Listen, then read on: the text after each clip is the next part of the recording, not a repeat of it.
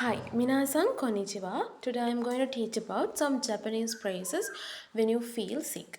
හරි අද මම කතා කරන්න යන්නේ කොහොමද ජපනීස් වලින් අසනීප තත්ත්වයක් ගැන කියන්නේ කියලා. Okay. When you feel little bit of sick. ඔයාට පොඩි අසනීප තත්ත්වයක් තියෙනවා කියලා අපි ජපනීස් වලින් කියන්නේ චොත්තෝ ගුවයි ගා වරුයි දෙස්. චොත්තෝ ගුවයි ගා වරුයි දෙස්. එහෙම නැත්නම් තව ක්‍රමයක් තියෙනවා. In the other way we can say ちょっと気分が悪いです。気分が悪いです。はい。はい。When you have headache. ඔළුව රිදෙනවා. ඔළුව රිදෙනවා කියද්දී අපිට කියන්න පුළුවන් 頭が痛いです。頭が痛いです。はい。බඩ රිදෙනවා. When you have stomachache. お腹が痛いです。お腹が痛いです。උණ තියෙනවා. When you have fever.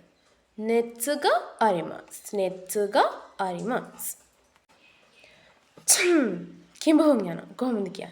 くしゃみが出ます。くしゃみが出ます。කැස්ස.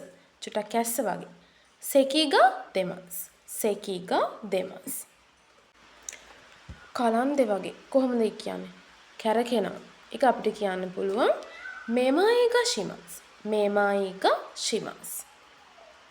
හොටු යන එක නතර වෙන්නේ නැහැ. ඒක දිගටම හෙම්බිරිස්සාව තියෙනවා. කොහොමද කියන්නේ? 鼻水が止まらない。鼻水が止まらない。හරි. දැන් අපිට කාගෙන් හරි ප්‍රශ්නයක් නෑ නේද කියලා අහන්න ඕනේ. ඔයාලට ප්‍රශ්නයක් නෑ නේද කියලා අහන්නේ 大丈夫? 大丈夫?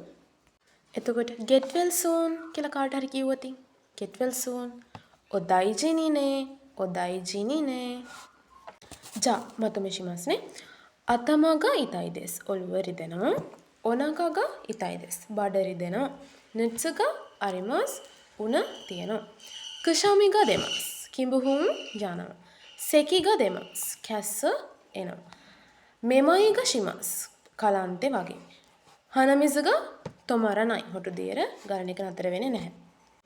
හරි. මම හිතනවා අද පාඩමත් කට්ටියටම තේරුණා කියලා.